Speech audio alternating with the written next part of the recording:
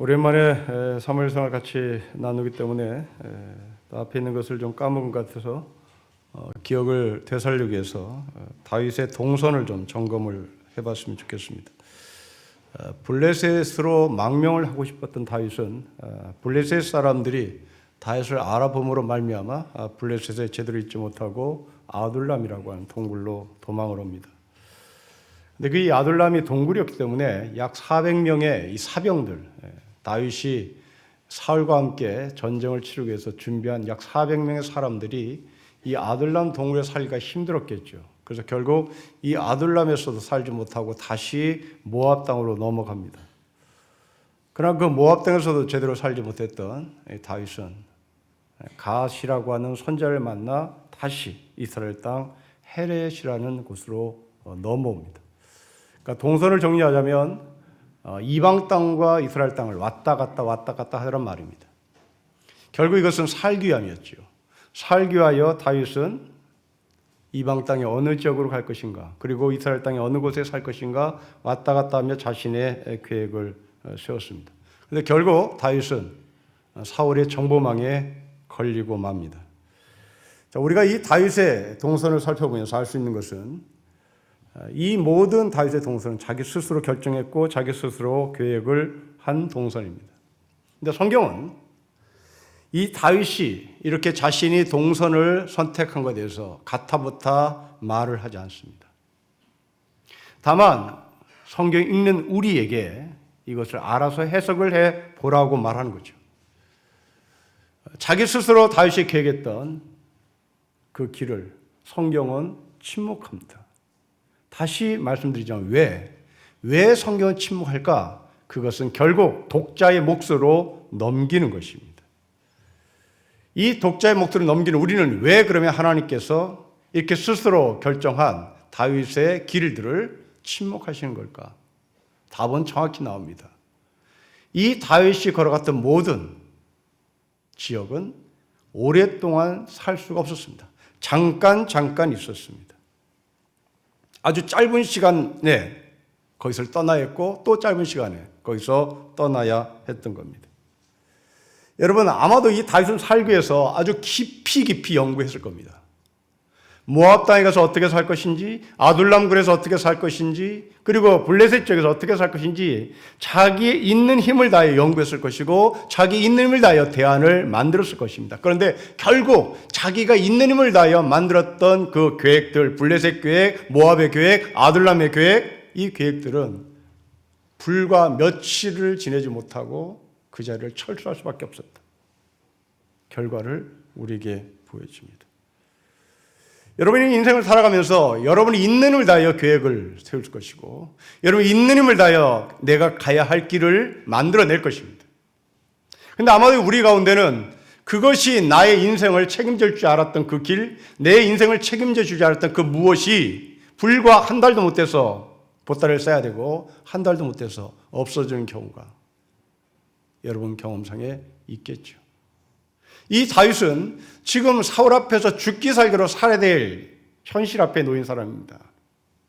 대충 모압에 간 것도 아니고 대충 아둘람 굴에 들어간 것이 아닙니다. 있는 힘을 다해 어찌하든지 나는 사울 앞에서 살아보려고 노력했던 것이고 이제 이 정도까지 계획을 세웠으면 나는 사울 앞에서 죽지 않고 살 것이라고 결론을 내렸겠죠.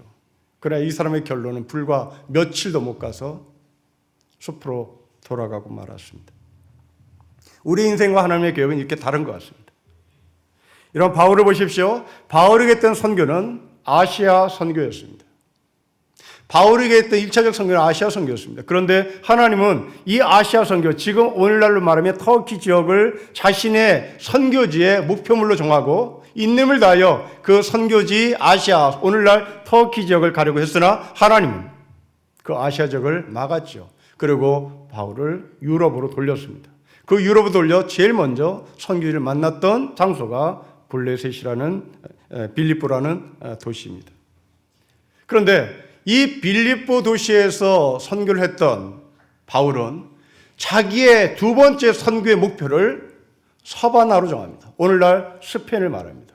당시에 땅끝이라고 명령했던 바로 그 스페인으로 사도 바울은 자신의 마지막 선교의 임무지로 정하고 이념을 다하여 그 서바나를 가려고 했죠.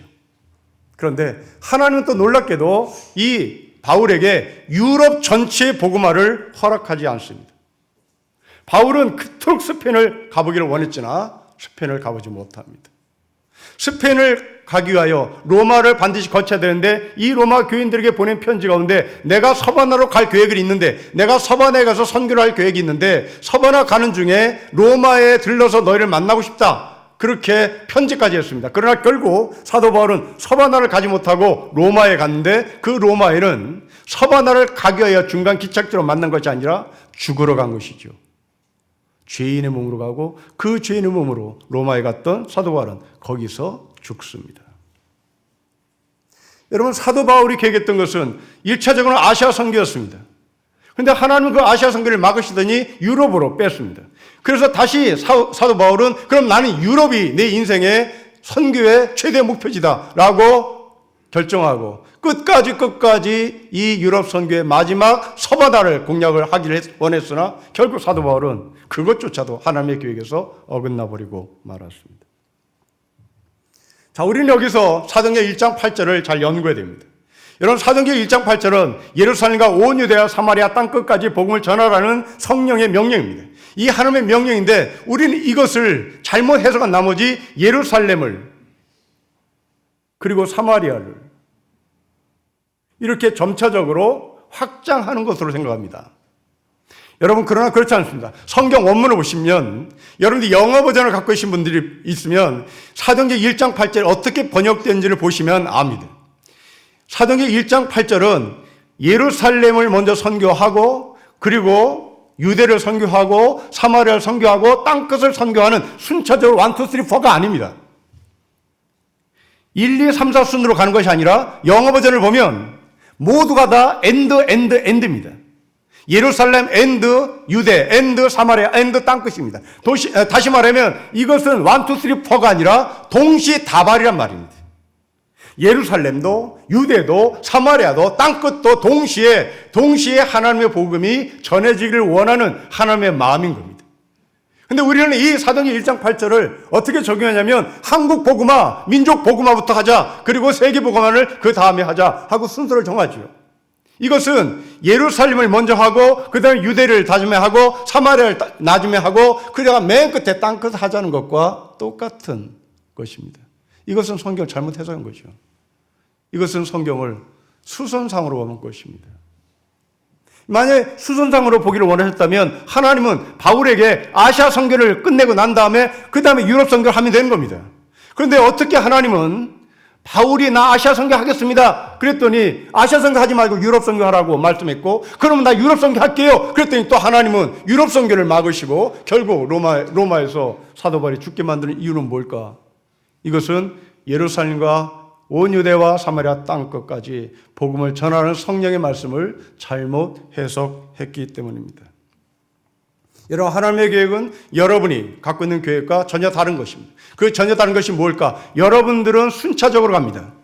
우리의 모두는 순차적으로 가요. 1, 2, 3, 4로 가요. 이것이 끝나면 이것 하겠다. 이것 끝나면 이것이 하겠다. 이것이 오늘 우리의 계획입니다. 그런데 하나님의 계획은 동시다발적인 겁니다. 하나님의 계획은 내가 알지 못했던 곳에서 하나님의 역사하심이 드러나는 것입니다. 여러분의 계획과 하나님의 계획은 출발 자체가 다릅니다. 여러분의 계획을 무시하는 것이 아닙니다. 여러분의 계획을 하나님께서 쓰레기 처리하지 않는 것이 아닙니다. 쓰레기 처리하려고 하는 것이 아닙니다. 계획 자체가 구조가 틀립니다. 나는 이것 끝나면 저것입니다. 저것 끝나야 저것입니다. 하나님은 동시다발적인 겁니다. 예루살렘에서도 땅끝에서도 복음이 전해지는 것이죠. 여러분의 계획, 하나님의 계획. 이것은 누가 높으냐, 누가 낮으냐 이 차원이 아닙니다. 우리는 가끔 하나님의 계획과 우리의 계획을 높고 낮음으로 자꾸 얘기하는데 높고 낮음으로 얘기하던 게 이유가 없습니다. 애당초 높고 낮음인 겁니다. 하나님의 계획과 우리의 계획과 어떻게 비교를 하겠습니까? 비교를 할 수가 없는 거예요, 애당초. 근데 우리는 자꾸 비교를 하고 싶은 거죠. 왜? 내 계획이 얼마나 위대한지를 드러내고 싶은 죄성입니다. 여러분 이렇게 접근했다가는 우리는 하나님의 계획과 사람의 계획을 구분할 수 없습니다. 하나님의 계획과 사람의 계획은 누가 높으냐 누가 낮으냐 우열하냐 열등하냐가 아니라 출발 자체가 다르다는 말입니다. 하나님의 계획은 여러분의 삶 전체에 있습니다.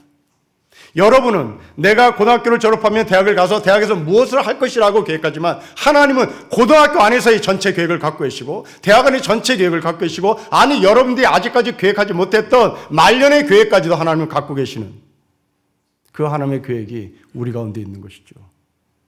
사람의 계획과 하나님의 계획을 같이 놓지 마십시오. 출발 자체가 다른 겁니다. 그러면 하나님의 계획을 본다는 것이 도대체 무엇인지 오늘 본문을 좀 봅시다. 여러분 3절과 4절을 보십시다.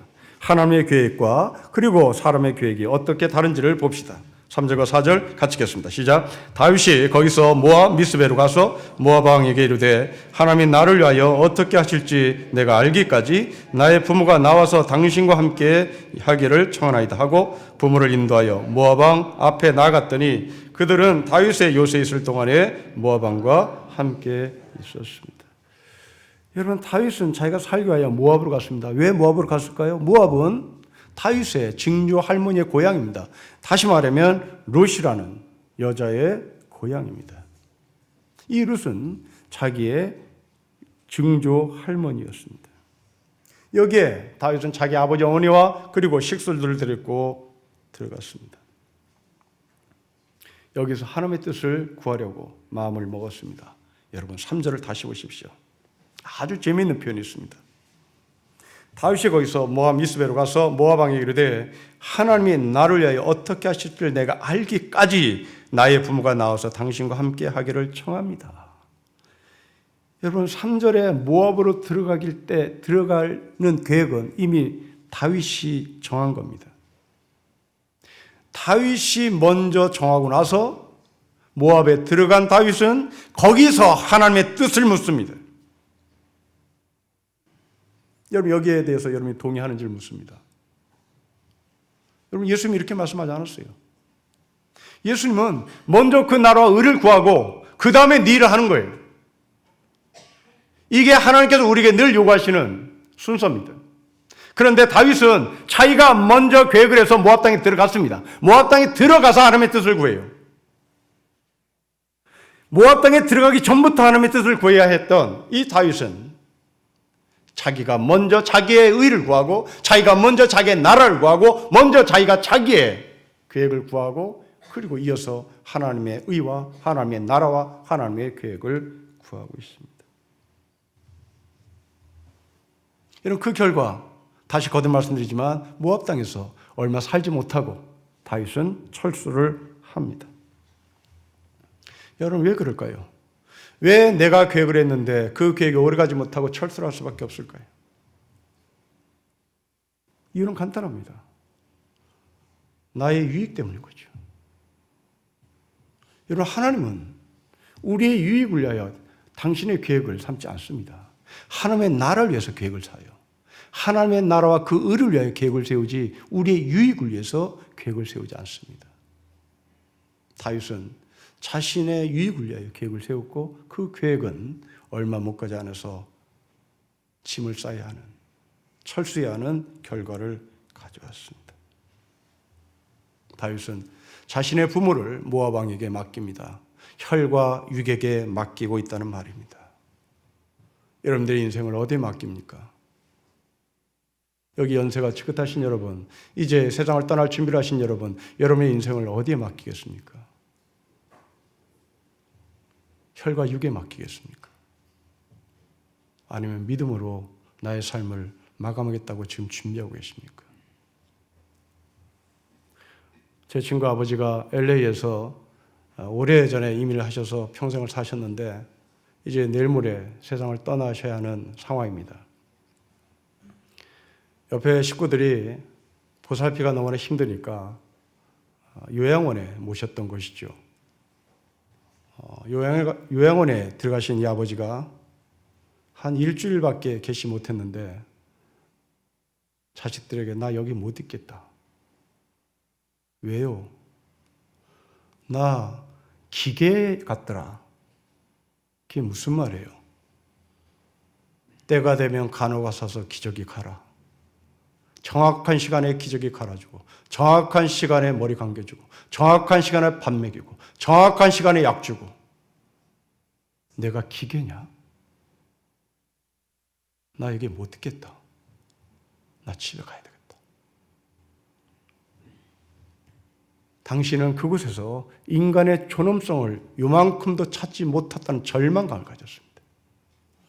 아무 감정도 없이 기저귀 갈고, 아무 감정도 없이 밥 먹이고, 아무 감정도 없이 샤워시키는 그 지긋지긋한 요양원에 일주일을 버티지 못하고 당신은 당신의 존엄성을 찾기 위해서 집으로 가야 되겠다고.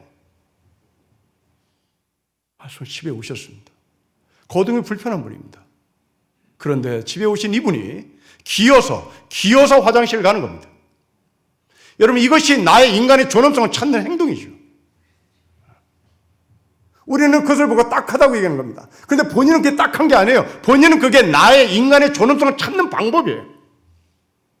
내가 내 힘으로 화장실 간다. 내가 내 힘으로 밥을 먹는다. 내가 내 힘으로 하루를 산다. 이것이 자신이 갖고 있는 인간의 존엄성을 지키는 마지막 행동, 마지막 모습이죠. 자식들이 이것을 몰라보고 아버지를 그냥 편한 요양원에 갖다 모시는 것이 최고라고 생각했던 이것이 너무나 마음이 아파서 아버지께 무릎 꿇고 사죄를 했다고 합니다. 여러분, 우리가 이 세상을 살려가면서 누구에게 무엇에 의해서 의지를 할 것인가요?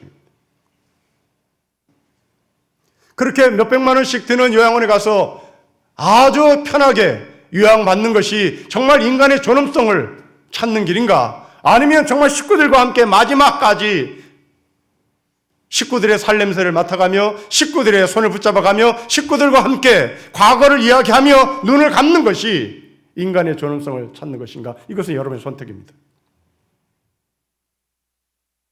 저는 돈 버리고 싶지 않습니다.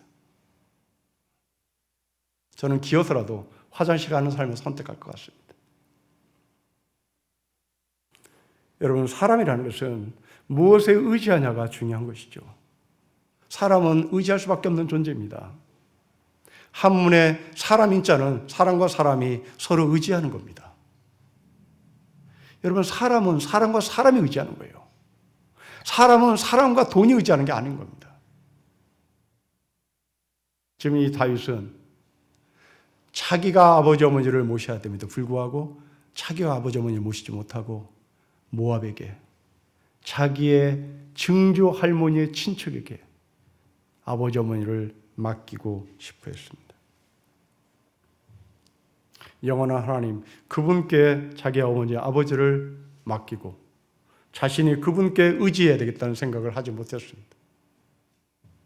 그냥 편한 대로 자기 아버지를 편하게 해줄겠거니 라고 생각하고 다윗은 모압을 찾아갔던 것이죠.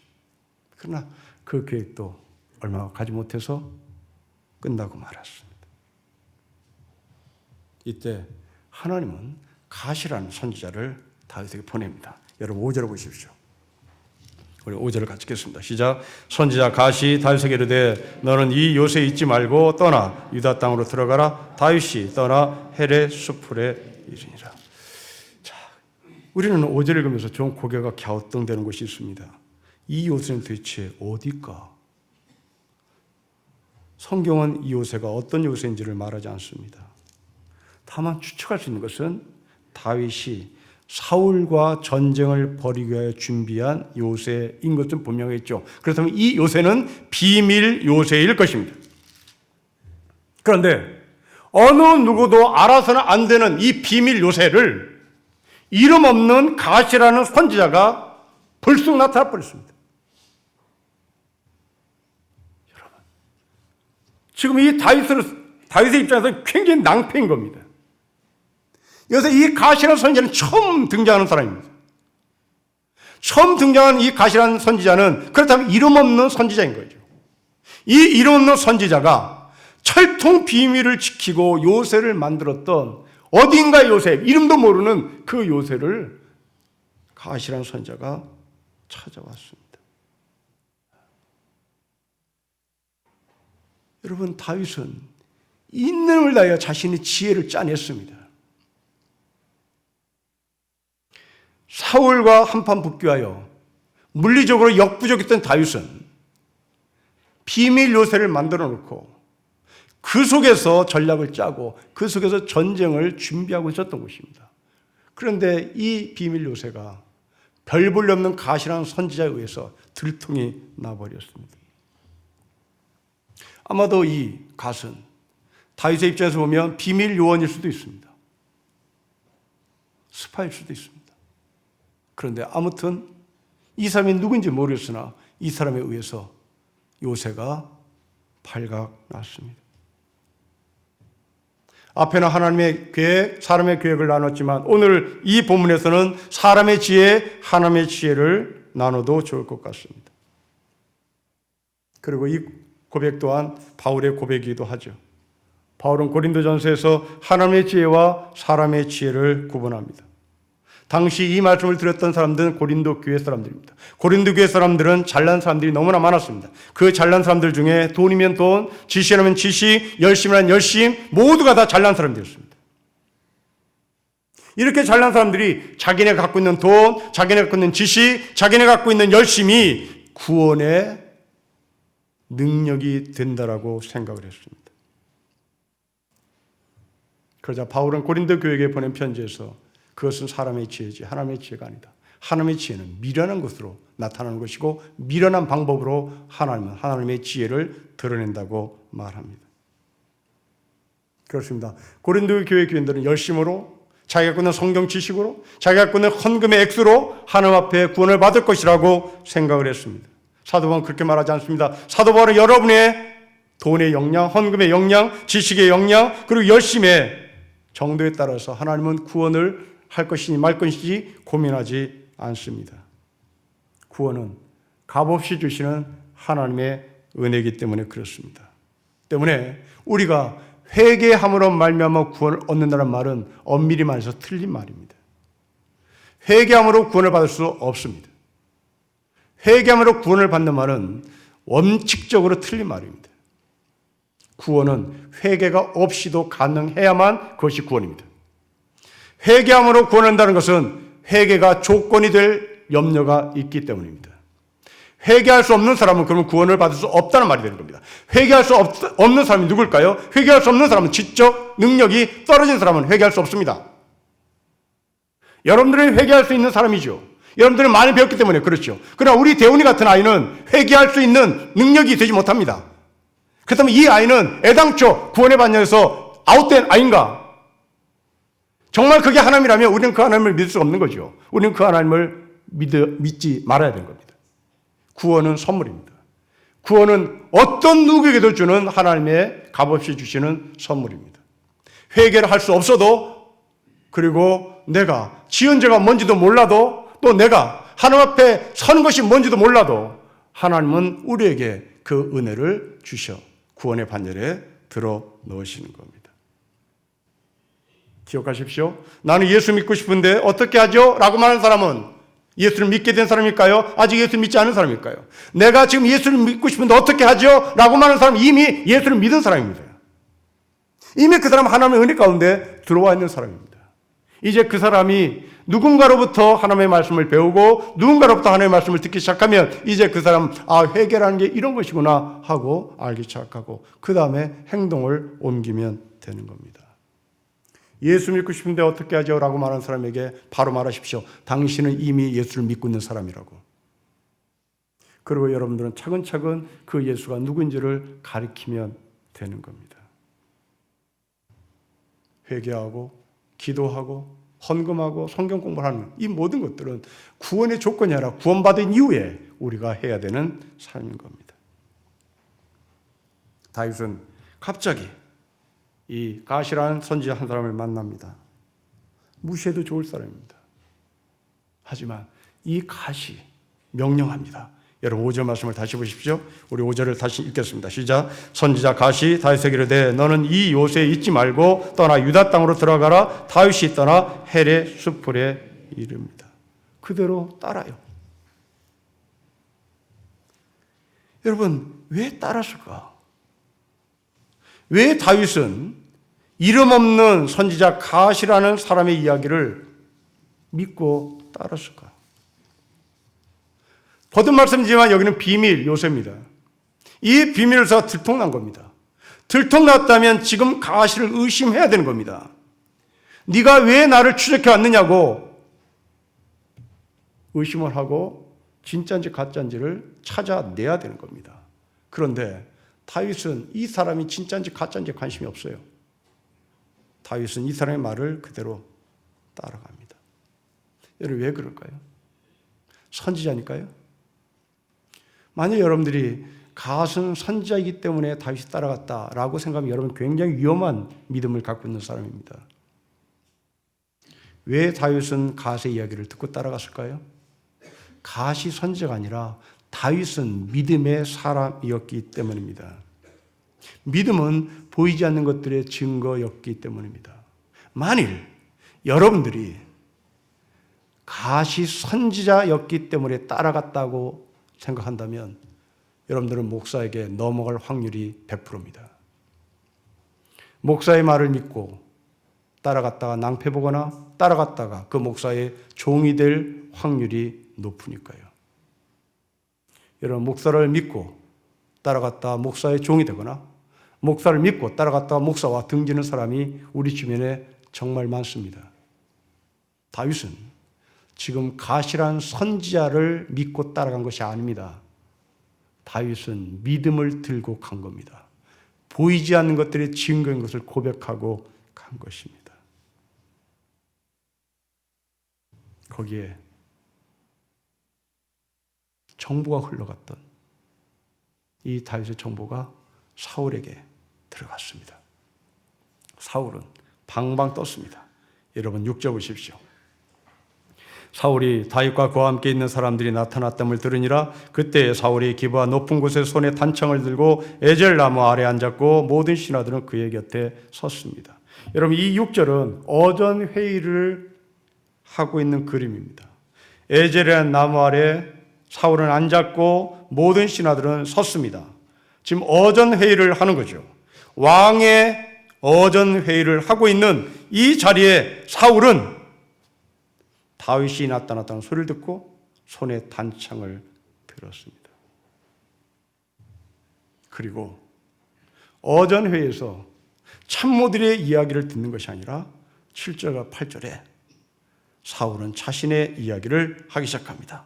여러분 7절과 8절을 읽겠습니다. 시작. 사울이 곁에 선 신하들에게 이르되 너희 베냐민 사람들아 들으라. 이새의 아들이 너희에게 각기 밭과 포도를 주며 너희를 천부장 백부장을 삼겠느냐. 너희가 다 공모하여 나를 대적하여 내 아들 이새의 아들과 맹약하였으되 내게 고발하는 자가 하나도 없고 나를 위하여 슬퍼하거나 내 아들이 내 신하를 선동하여 오늘이라도 매복하였다가 나를 치려는 것을 내게 알리는 자가 하나도 없도다.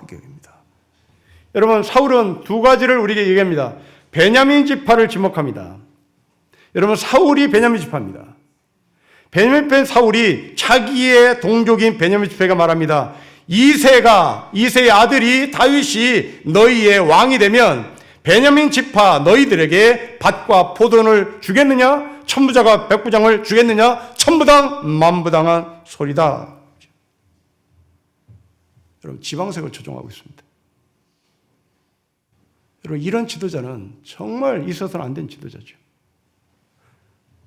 여러분 성경의 지방색을 조종하는 자 사울입니다. 여러분 예수님도 지방색에 의해서 희생을 당한 분입니다. 예수를 만났다고 주변 사람들이 얘기하니까 내가 그리스도를 만났다고 얘기하자 그 주변 사람들이 갈릴리에서 뭐가? 갈릴리에서 뭐가 나타났다고? 갈릴리에서 선한 게 있어? 갈릴리에서 선한 게 나온 게 어디 있어? 여러분 이게 베냐민 지파 갈릴리 오늘날 우리가 흔히 쓰는 바로 그 지방 그 얘기입니다. 여러분 입에서 기독교인으로서 예수를 믿는 사람으로서 지방 차별에 대한 이야기를 한다면 여러분들이 예수를 믿는 사람 아닙니다. 100% 예수 믿는 사람 아닙니다. 지금 사울을 보십시오. 이건 날아갑니다. 예수 시대에 갈릴리라고? 갈릴리에 뭐가 나타났다고? 이렇게 말하는 사람들. 여러분, 이 사람들은 인격 파탄자들입니다. 지금 사울은 인격 파탄자죠. 이 인격 파탄자인 사울이 정신이 나간 사람이라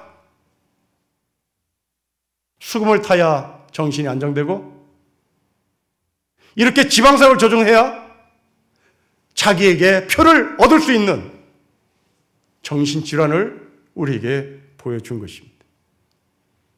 앞으로 6개월 후에 우리는 또 국회의원을 뽑습니다. 신령교 성도 여러분, 지방생만큼은 절대 고려하지 마십시오. 여러분들이 찍어야 될 사람은 일가 친척, 동양, 동창이 아니라 그 사람이 어떠한 공약을 들고 나왔는지를 면밀히 살펴야 되는 겁니다. 이게 우리나라 민주주의를 높이는 것이고 우리 손자들 잘 사는 나라를 만들기 위한 지름길입니다. 제 아무리 목사가 아무리 여러분들에게 올바른 길을 인도한다 할지라도 국회의원만큼은 못 됩니다. 국회의원은 법을 만드는 사람입니다. 법을 만들면 그대로 실천되는 겁니다. 굉장히 소중한 사람들입니다. 이들이 법을 만들고 그대로 집행하면 되는 겁니다. 목사는 제 아무리 변방에서 외쳐도 여의도 국회 의사당에 요만큼도 가지 않습니다. 그러나 그들은 그 자리에서 법을 만듭니다. 베냐민 지파라는 소리 하지 마십시오. 갈릴리라는 소리 하지 마십시오. 하나님의 말씀에 근거한 상식, 하나님의 말씀에 근거한 교양, 하나님의 말씀에 근거한 예절로 그 사람을 보셔야 되는 겁니다. 한국 교회가 허물어져야 할 벽입니다. 성가 때가 오면 지방세월 조정하는 목사들, 우리가 남이가라고 말하는 나쁜 놈들, 이것은 적폐 중의 적폐입니다. 교회 안에 이런 절대 있어서는 안 됩니다. 우리는 세상의 소금이고 세상의 빛이 되어야 될 사람입니다. 끼리끼리 뭉치는 거 아닙니다. 우리가 남이가라고 하며 서로 주고받는 거 아닙니다. 함께 세상의 빛이 되는 것이 무엇인지, 소금이 되는 것이 무엇인지를 고민하면서 결정하고 가는 겁니다. 사울은 지방색을 근거로 다윗을 음해했습니다.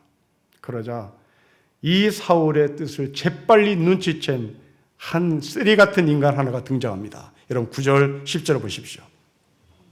우리 같이 읽겠습니다. 시작. 그때에 에돔 사람 도액이 사울의 신하 중에 섰더니 대답하이르되 이새의 아들이 노베에 와서 아히두베의 아들 아히멜렉에 이른 것을 내가 보았는데 아히멜렉이 그를 위하여 여호와께 묻고 그에게 음식도 주고 블레 사람 골리앗의 칼도 주더이다 라고 사울에게 고발합니다. 이 사람이 누굽니까? 9절 말씀을 다시 보십시오. 이 사람은 이스라엘 사람이 아닙니다. 이 사람은 에돔 사람입니다. 에돔은 에사의 후예입니다. 이스라엘과 원수지간입니다. 이 원수지간인 사람 도에게 말을 사울이 받아들입니다. 여러분 이 도액은 사울의 스파이였죠. 사울의 정본이었습니다. 성전을 영탐하는 임무를 띄었던 스파이였습니다. 오늘날로 얘기하면 정복과 형사였단 말입니다. 이 정복과 형사들이 대학에 들어가서 염탐해서 어떤 놈이 운동권의 주동자인지를 찾아내라 하는 임무를 띠고 대학에 들어간 사람과 같다는 말입니다. 도액은 사울의 인간됨을 너무나 잘 파고 있었던 것이죠. 이간질하기 좋아했던 사울, 그 이간질 하기를 좋아했던 사울의 그 성격을 정확히 파악했던 이 도액은 자기도 그 틈을 파고 들어가 사람을 이간질하기 시작합니다. 결국 사울과 베냐민 지파는 도액의 이간질로 말미암아 금이 가기 시작하죠. 그 틀을 위해서 도액은 자신의 자리를 차지합니다.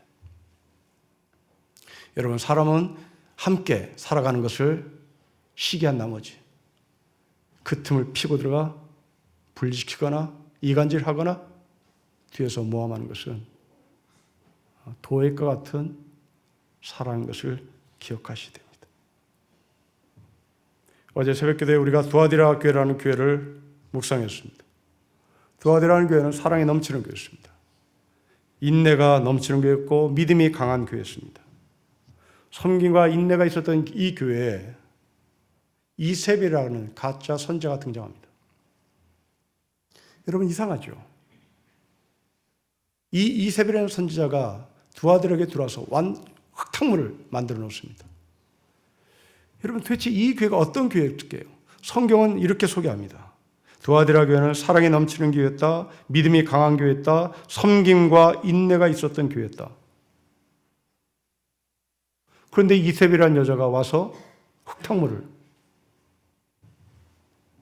치고 온통 소용돌이가 만들어진 그 이유가 도대체 뭘까? 이렇게 좋은 교회라면 이렇게 밀고 나가면 되는 거잖아요.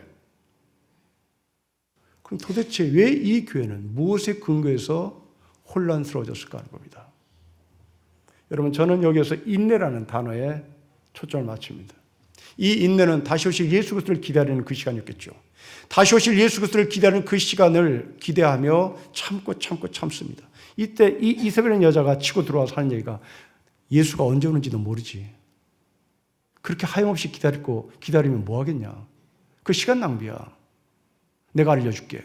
예수는 네가 생각하는 것처럼 그렇게 막연하게 기다린다고 오는 게 아니야. 예수는 10월 31일 날 온다고. 이게 이 인내를 유지해 나갔던 두아디라 교회 교인들이 난리 법석을 쳤던 거죠. 겨우 흔들렸던 겁니다. 여러분, 정상적인 신앙인들에게 신비가 무엇인지도 모르는 가짜가 들어와 이 정상적인 신앙생활을 하고 있는 두아디라를 뒤흔들어 버렸던 거죠. 여러분, 여러분의 신앙생활은 정상입니까? 여러분, 두아디라처럼 지금 인내하고 잘 참아 나가십니까? 된 거예요. 그런데 이 인내가 막연하니까, 이 인내가 언제 올지 모르니까 신천지 같은 것들이 여러분에게 치고 들어와서 언제 온다고 말하며 여러분 뒤 흔들어 버리는 것입니다. 지금 도액이라는 사람은 그런 사람이었죠. 베냐민과 사울이 하나가 되어서 나라를 이끌어 가야함에도 불구하고 그 틈을 트고 들어가 이간질을 했습니다. 정리합시다. 여러분, 하나님의 계획이 무엇인지를 정리합시다. 하나님의 계획은 여러분의 계획과 차원이 다릅니다. 여러분의 삶 가운데 하나님의 계획이 있다는 것은 동시다발로 이루어진다는 사실을 기억하십시오. 그리고 여러분의 계획이 어긋난다고 해서 하나님의 계획은 없어진 것이 아닙니다. 동시다발로 이루어지는 하나님의 계획은 여러분의 계획이 끝난 어떤 지점에서 지금도 계속 움직이고 있습니다. 또한 요새처럼 그렇게 비밀 요새를 만들어 놓고 우리가 숨어 사는 것이 아닙니다. 지금 다윗은 왕으로서 세상 밖으로 나가야 될 사람입니다. 세상 밖으로 나갈 이 다윗이 자기가 만든 비밀 요새에 숨어서 살 수는 없는 것입니다. 여러분들은 왕입니다. 여러분들은 제사장입니다. 여러분들은 세상에 숨어서 살 사람이 아닙니다. 여러분들 요새에 살 사람이 아닙니다. 여러분은 세상 밖으로 나갈 사람입니다. 세상의 소금으로 살 사람들이요, 세상의 빛으로 살 사람들입니다. 이런 사람들이 우리가 이런 삶을 살아갈 때 우리를 보고 손가락질하는 도에 손가락질하는 이세벨 같은 사람의 손가락에 흔들지 맙시다. 지금 여러분들의 신앙은 지극히 정상적인 신앙이요, 지극히 정상적인 삶을 살고 있는 것입니다.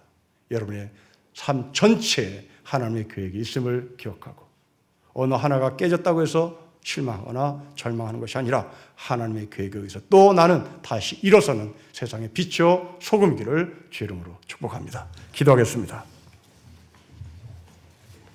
하나님 아버지, 다윗의 계획이 멋진 계획처럼 보였으나 짧게 끝나고 말았던 것을 저희가 묵상하며 우리의 계획과 하나님의 계획이 전혀 다른 것을 저희가 고백하며 하나님 앞에 나가게 하시니 감사합니다. 원하옵기는 내 계획이 끝났다 할지라도 하나님의 계획은 여전히 다른 곳에서 지금도 작동하고 계시고 지금 인도하고 계시고 움직이고 계신 것을 저희가 믿사오니 믿음으로 말미암아 하나님의 계획을 보게 하옵소서. 숨어 사는 인생 아니라 왕같은 제사장으로 세상의 빛으로 세상의 소금으로 드러내며 살기를 원합니다. 아버지, 살 수 있도록 능력과 힘과 용기를 더하여 주십시오. 주 예수 그리스도의 이름으로 기도합니다. 아멘.